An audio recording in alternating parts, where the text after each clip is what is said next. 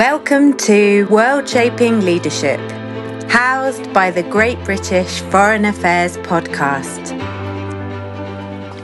Hi everyone, it's quarter tea this week and welcome to this 5-day challenge. It's day one of your week of possibility.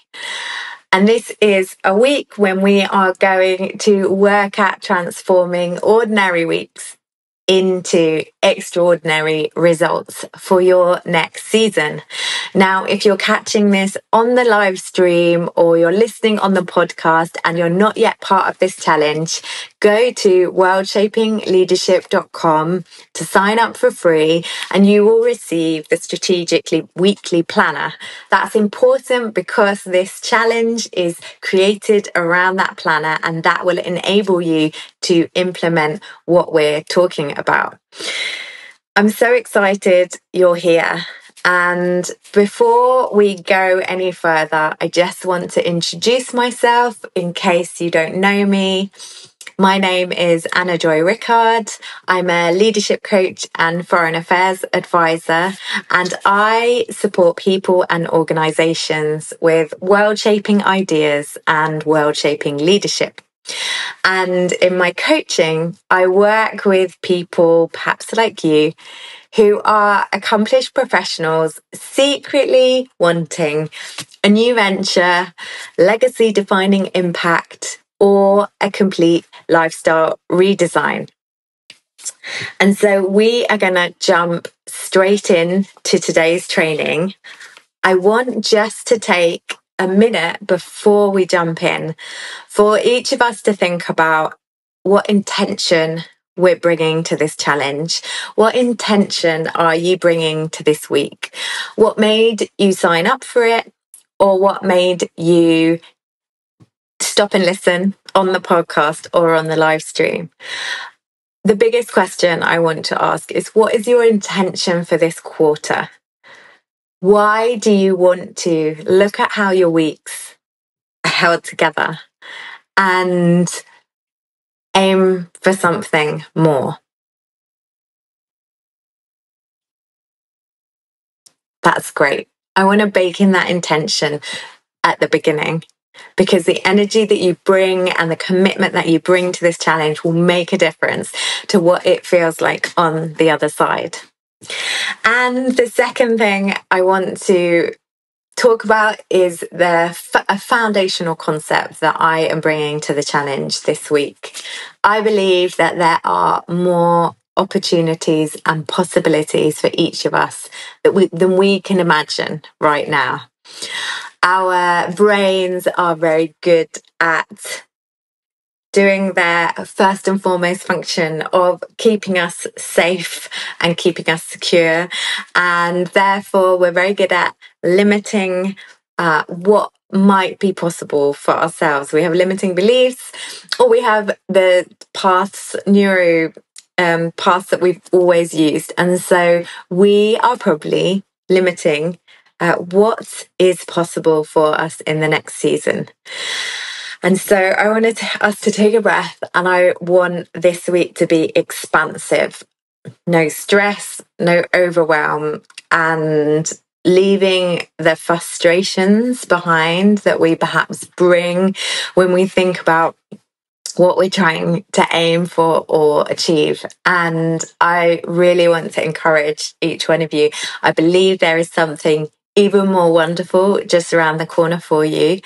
And there are opportunities and possibilities that you haven't even thought about yet, but that are inside you. And we are going to start to unpack them this week.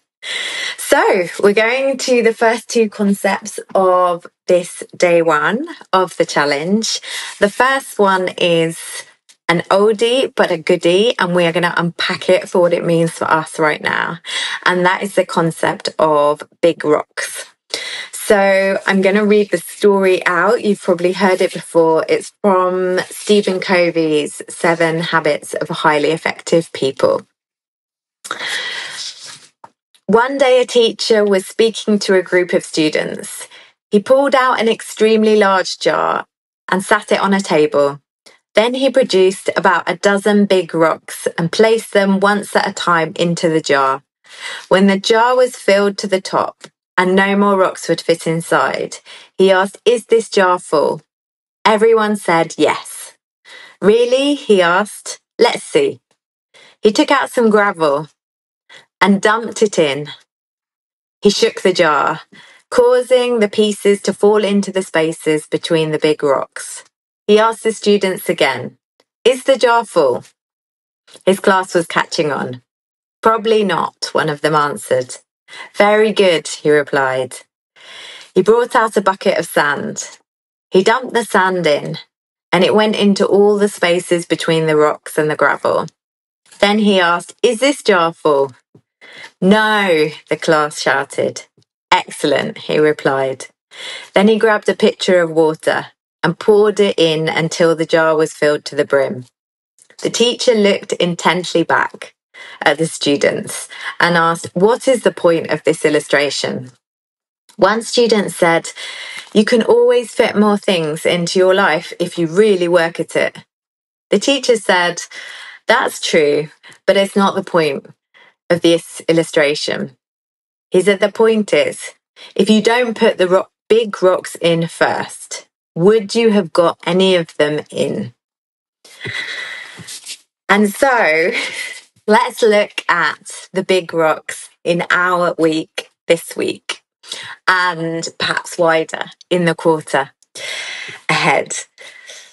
Now, I'm hazarding a guess that if you're an accomplished professional and if you're here and are interested in this kind of challenge, then you're probably pretty good at prioritizing, particularly at work. I imagine you're used to turning up and organizing according to what projects need to get done, what milestones need to be met. But I want us to think about, when we think about work this week, what is going to really move the needle? In a year's time, if you looked back to now, what would really move the needle for you to have worked on? And bigger than that, I want us to ask the same question about life. It can be easy to get the work priorities because they're the milestones we're trying to meet. But what about life? What are the big, important rocks in life that we want to get into our week this week?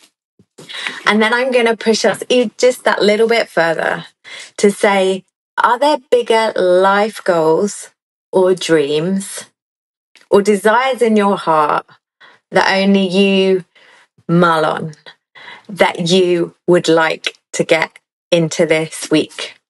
There's amazing time management research that shows that even just spending 20 minutes or half an hour a day on some of these bigger dreams or longer term skills that we want to learn or ways that we want to reinvent ourselves adds up to an incredible amount if you just spend a tiny bit of time each day committed to doing those things.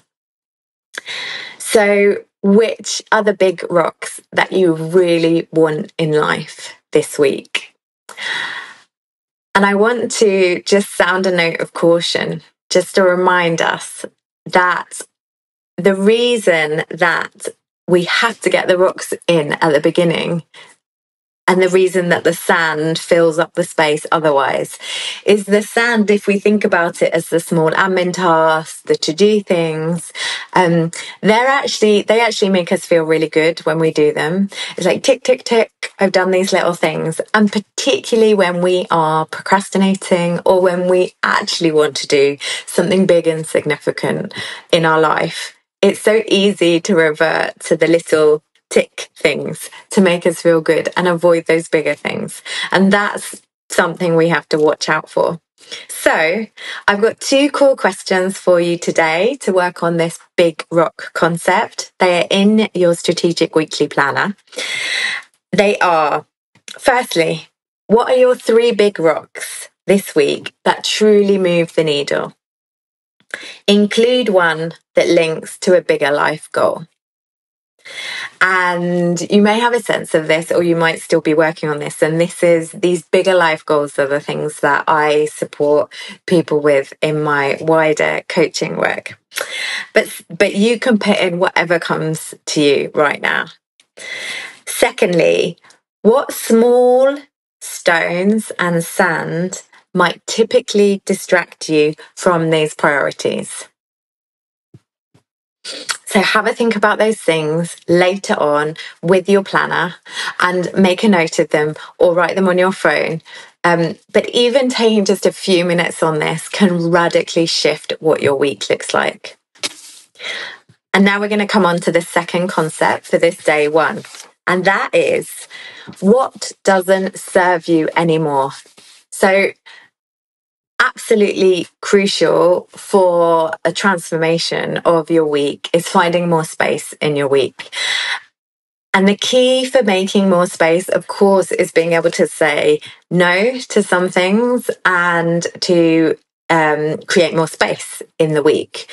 And therefore, we are going to have to let go of some of the things that crowd out other things that aren't so important. And the tool that I want to offer to you today to do this is asking what doesn't serve you anymore. Now, an easy way to do this is just to recognize that there are some things that will be in your week that used to serve you. They either were genuinely important things in your life before, or they served a certain purpose of how they made you feel, how they kept you safe and secure or kept you encouraged in what you were doing and how you were going about life. But that doesn't mean they're right for this next season. And so I want you to really look at this week. I'm going to give you an exercise to look at what could you let go of because it doesn't serve you for your next season and for how you want to be showing up in the world now. And I want us to start practicing, and we're going to do this each day this week. Practice really tuning in to ourselves. And we might call this inner wisdom. We might call this tuning into your gut or your heart or your instinct.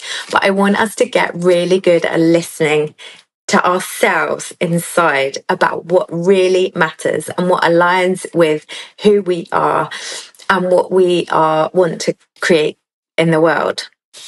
So the exercise, again, it's in your planner, is identify 3 things that no longer serve you. Habits, beliefs, or commitments.